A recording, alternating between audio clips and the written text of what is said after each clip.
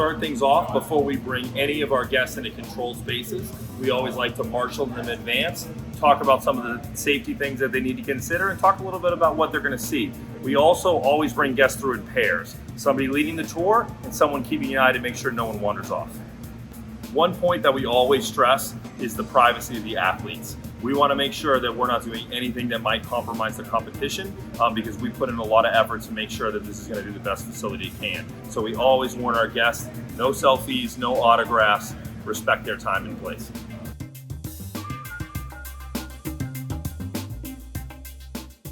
So in my opinion, one of the most important things that you need to cover when we're talking about this is, yes, it's a special event and everyone's excited, but ultimately our goal here is to sell pools.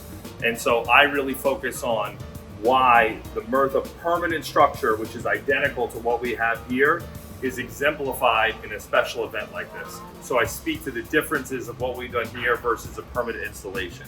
So for instance, I talk about the hot calandering process and how the panels are actually fabricated. And I tie that into the overall discussion about how this application actually has a membrane on the inside of it so that the panels can still be disassembled. That's so important because then I can talk about the permanent waterproofing of a traditionally installed Myrtha structure.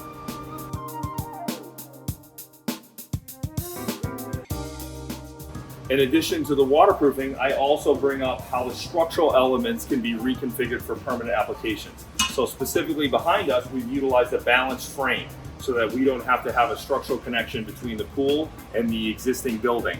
I then can talk about how we can have creative design for permanent applications with foundation systems that allow for differential movement or high seismic conditions or specialty solutions that Myrtha is advantageous for. This is also a great opportunity to talk about the gutter technologies and how they're perfect for this special event, but also for long-term operation and maintenance needs when it comes to a permanent Myrtha installation. Because our clients can actually physically come up here and touch the steel, they can understand what's different about our structure versus other different technologies. This is also a wonderful opportunity to demonstrate to them that there's absolutely no MIG or TIG welding anywhere in a Myrtha structure and how that helps us to have the best corrosion resistance possible.